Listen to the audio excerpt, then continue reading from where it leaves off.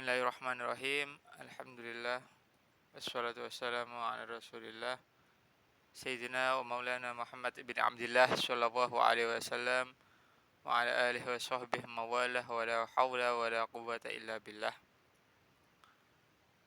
Subhanaka la ilma lana illa ma 'allamtana innaka antal alimul hakim wa la hawla wa la quwwata illa billahil aliyyil azim. Alhamdulillah, kajian Fawaidul Mukhtarah dalam kitab Fawaidul Mukhtarah. Kali ini kita membahas tentang fadilah daripada doa-doa yang harus kita panjatkan ketika kita bermunajat kepada Allah Subhanahu wa taala. Di antara doa yang harus kita panjatkan di dalam salah satu doa-doa yang kita meminta kepada Allah Subhanahu wa taala, kalau di sini diterangkan, kita jangan sampai lupa untuk meminta kebaikan, meminta kesehatan, khususnya di dunia dan juga maupun di akhirat. Mungkin di antara kita sudah banyak mengenal doa-doa seperti Rabbana atina fid dunya hasanah wa fil akhirati hasanah wa qina adzabannar, kebaikan di dunia maupun kebaikan di akhirat. Begitu juga dengan doa-doa untuk meminta kesehatan kepada kita semuanya, sehat zahir maupun sehat batin. Karena itu para ulama dalam salah satu doanya menganjurkan kepada kita untuk selalu berdoa apa? Allahumma inna nas'aluka al-afiyah. Ya Allah, kami meminta kepadamu kesehatan. Yang dimaksud di sini adalah kesehatan zahir maupun batin. Nah, jangan sampai lupa. Apalagi di zaman sampai di sekarang ini banyak sekali penyakit-penyakit atau virus-virus. Karena itu setiap hari kita meminta kesehatan kepada Allah Subhanahu wa taala. Dijauhkan daripada musibah, bala, wabak dan macam-macamnya. Di sini diterangkan di dalam kitab Fawaidul Mukhtarah diceritakan bahwa ru'ya'an Umar al-Hammal annahu kana yaqulu al-afiyah al-afiyah. Diceritakan dari Umar al-Hammal, namanya Umar al-Hammal. Maksud daripada Umar al-Hammal itu adalah nama orang itu bernama Umar, pekerjaannya itu adalah kuli mengangkat barang. Karena itu disebut dengan al-Hammal, kuli yang biasa mengangkat barang-barang. Kemudian diceritakan suatu hari ada orang yang selalu melihat seorang Umar ini, kuli barang ini, selalu dia berdoa kepada Allah Subhanahu wa taala, al-afiyah al-afiyah. Allahumma inna nas'aluka al-afiyah, Allahumma inna nas'aluka al-afiyah al-afiyah, ya Allah berilah afiat kesehatan pada diri saya, ya Allah berilah kesehatan pada diri saya, ya Allah.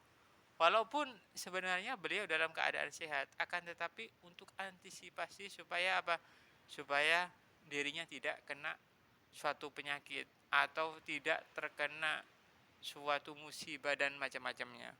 Nah, karena itu dia selalu mengucapkan al-afiyah al-afiyah. Ya Allah berilah kesehatan, ya Allah berilah keselamatan, ya Allah pada diri saya. Itu yang selalu dia panjatkan. Nah, kemudian ada orang yang mengatakan atau bertanya kepada ini Umar, faqila lahu ma ma'na hadzal du'a. Wahai Umar, apa ini? Arti daripada doa ini apa?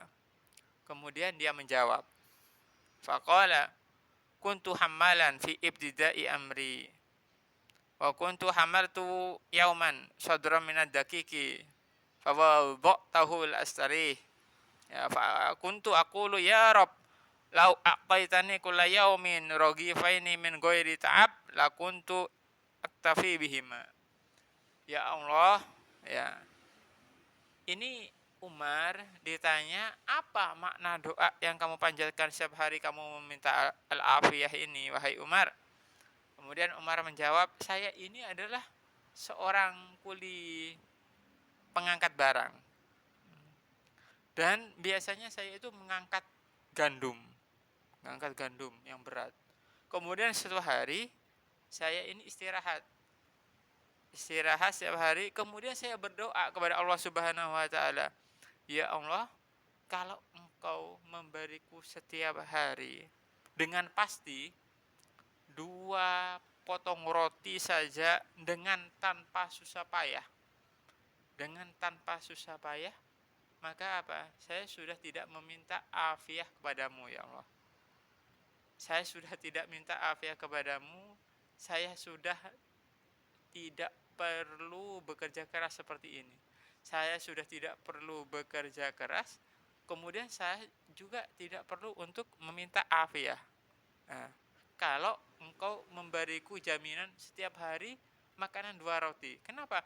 Karena kalau sudah engkau menjamin 2 roti, pasti saya sudah dalam keadaan sehat, pasti saya sudah dalam keadaan baik, dan saya pun sudah tidak perlu untuk banting tulang bekerja keras karena engkau sudah menjamin.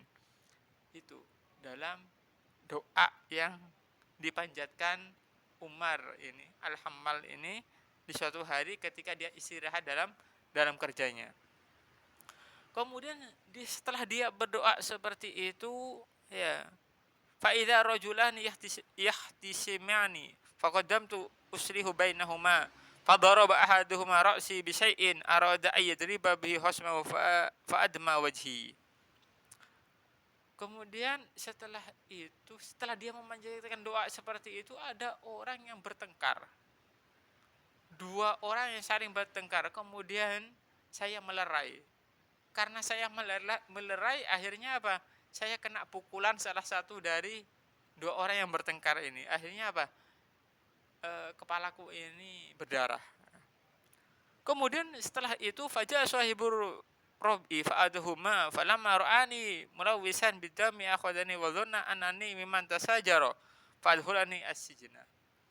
Kemudian setelah saya berdarah, kemudian ada orang lain datang, ya, karena ada ribut-ribut, akhirnya ada orang lain, akhirnya ini orang, ya, kelompok orang ini membawa mereka dan membawaku juga. Aku dikira sebagai orang yang ikut bertengkar itu karena melihat darahku yang mengalir dari wajahku. Aku dikira sebagai orang yang bertengkar juga. Akhirnya karena dianggap memancing keributan di depan umum, akhirnya saya dipenjara, dimasukkan ke dalam penjara. Kemudian setelah itu wabakitu fi sijni muddatan ya'tunani kulla yaum birogifain. Kemudian setelah saya di penjara, ya, karena salah paham itu akhirnya saya di penjara. Kemudian sejak di penjara itu setiap hari saya disuguhi oleh pihak penjara 2 potong roti setiap hari. Setiap hari saya dikasih 2 potong roti. Karena saya di dalam penjara, akhirnya saya sama sekali tidak bekerja. Kemudian ketika malam saya bermimpi, fara'aitu lailatan fil manami qailan yaqulu li innaka sa'alta ragifaini kulla yawmin ghairi ta'ab wa lam tas'alil afiyah. Kemudian ketika saya tidur, ya, ada suara yang mengatakan, engkau yang dalam doamu tadi meminta untuk dijamin 2 potong roti setiap hari tanpa susah payah, tapi engkau tidak meminta doa afiah. Karena itu engkau sekarang sudah di penjara dan dijamin 2 roti tanpa susah payah.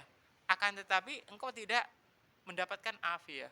Karena itu akhirnya dia terbangun. Oh iya ya Allah, ternyata doa yang saya panjatkan itu salah. Kenapa? Saya hanya meminta kepada Allah Subhanahu wa taala 2 potong roti tanpa susah payah. Kemudian memang oleh Allah Subhanahu wa taala dikabulkan. Tapi apa? Karena dia tidak meminta afiah, balasannya apa?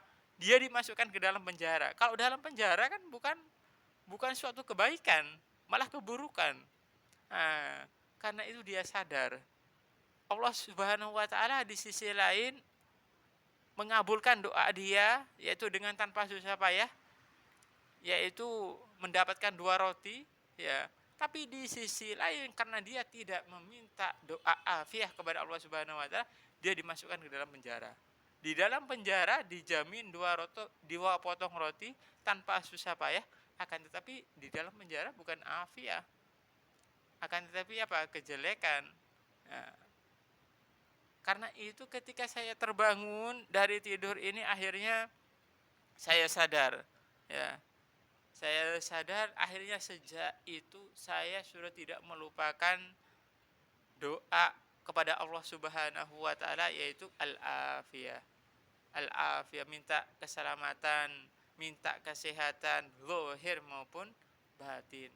Karena itu ya para ulama itu menegaskan kita ini setiap hari, walaupun kita misalkan dalam keadaan sehat, misalkan kita dalam keadaan aman, misalkan kita dalam keadaan yang sama sekali misalkan tidak memperburuk keadaan kita, kita tetap minta supaya kepada Allah Subhanahu wa taala supaya dijaga oleh Allah Subhanahu wa taala kesehatan, keselamatan.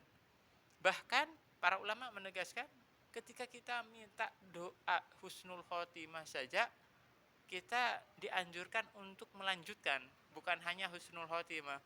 Ya Allah, ya Allah, ya Allah bi husnil khotimah fi khair wal afiyah. Ya Allah, ya Allah, ya Allah, semoga akhir kehidupan saya dalam keadaan husnul khotimah. Ya Allah biha, ya Allah biha, ya Allah bi husnil khotimah fi khair wa afiyah, ditambahi dengan fi khair wa afiyah. Ya Allah, ya Allah, semoga dalam akhir kehidupan saya husnul khotimah dalam kebaikan dan afiyah dan kenyamanan dan keselamatan. Maksudnya apa ini? Banyak orang ya mungkin dia husnul khotimah, akan tetapi di akhir hidupnya meninggalnya tidak nyaman. Maksudnya mungkin naudzubillah min dzalik, ada yang meninggal dunia dalam keadaan apa?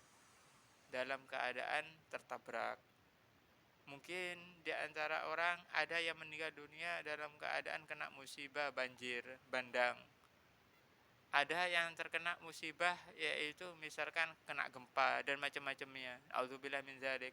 Mungkin di antara mereka meninggalnya dalam keadaan husnul khotimah.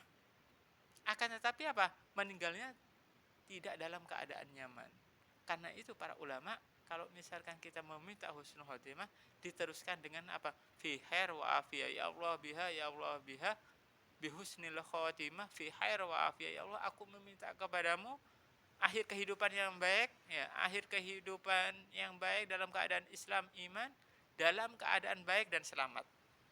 Nah, maksudnya apa? Dengan doa ini kita berharap ketika kita meninggal dunia dalam keadaan husnul khotimah dan juga dalam keadaan nyaman. Meninggal dalam keadaan sholat, kan enak, kan baik. Meninggal dalam keadaan baca Al-Quran, meninggal dalam keadaan berbakti kepada kedua orang tua, kan itu kan enak. Meninggal dalam keadaan tidak mensusahkan orang lain dan macam-macam, itu akhir kehidupan yang enak. Karena itu para ulama menegaskan dan menganjurkan kepada kita untuk meneruskan ketika kita berdoa, ya Allah biha, ya Allah biha bisnil khotimah fi khair wa afiyah. Nah, karena itu para hadirin yang dirahmati Allah Subhanahu wa taala, insyaallah ini bermanfaat buat kita semuanya. Amin amin ya rabbal alamin. Wallahu a'lam bishawab.